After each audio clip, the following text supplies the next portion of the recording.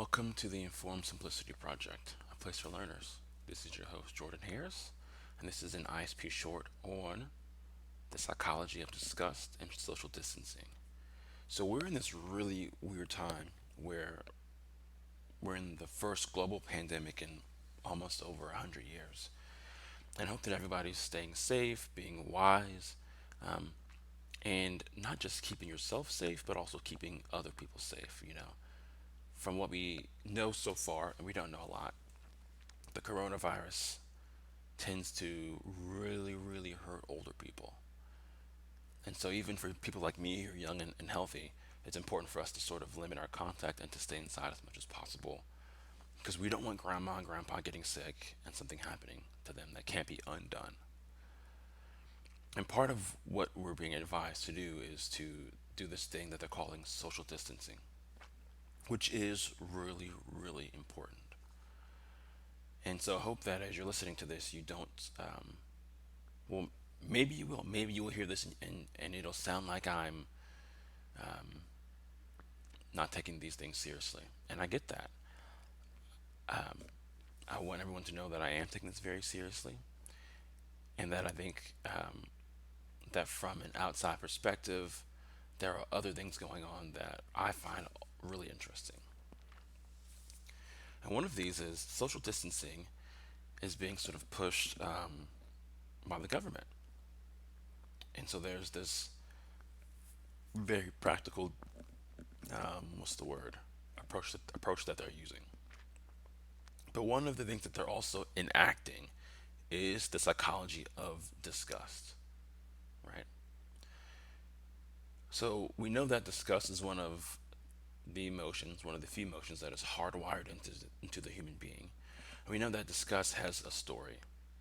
The story of disgust is I move away from something in order to avoid being contaminated. That's what repulsion is. Repulsion is when you move away from something in order to avoid being contaminated. And we know that there are certain things that are universal triggers for disgust. The biggest universal trigger for disgust are bodily fluids, right? Mucus, vomit, blood. These things pretty universally disgust us as humans. And if you look at the psychology on this, and I'm pulling a lot of this from Paul Ekman's book, Emotions Revealed, which is a wonderful book. When you look at the research on disgust, disgust is directly in opposition to intimacy, right? So when you are close and connected to someone, you are less disgusted by the things that you see and hear them do, right? So the classic example is my son has a poopy diaper, and poop is disgusting. But because of my care and my affection for him, my level of disgust drops. I'm not nearly as disgusted by his diaper as I am by, I don't know, changing the diaper of someone that I don't even know. Um, so the closer you are to someone, the deeper the connection it is, the less they disgust you. And you see this played out even further in realms of like sex and intimacy and romantic relationships, right? There, things that would disgust you with other people, you readily do with that person. Just think about the idea of swapping spit, you know? Um, think about someone spitting in a cup and then you drinking it. That just sounds nasty. But when you're in a romantic relationship with someone, the thing that would be disgusting with them is with someone else is actually alluring with that person. And so there's this relationship between an opposite relationship between the less disgusted you are, the more intimacy there probably is, and vice versa.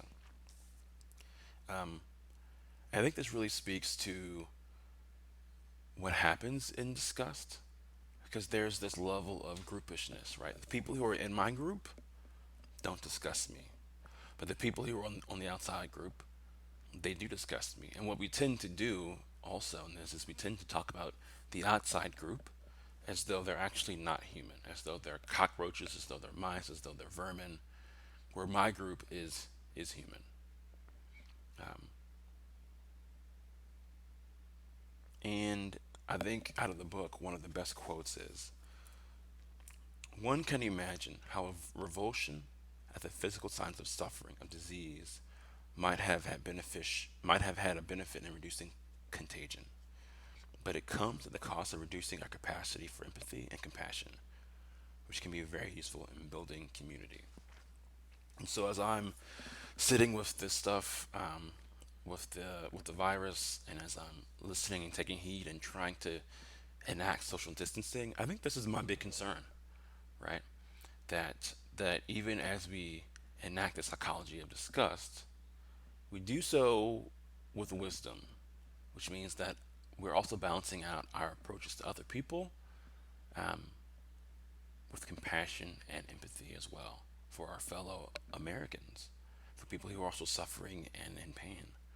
Um, I don't know where the psychology of disgust leads in this sort of environment. Part of me is sort of afraid that we're going to have more hate crimes, more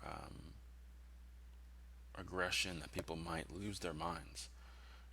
It's been said that the psychology of hate looks like anger, but it's actually disgust.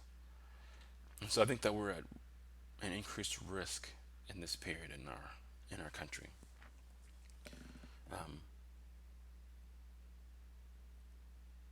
and so I just want us all to be wise and compassionate to each other during this time. Hope you guys are safe and having a good day.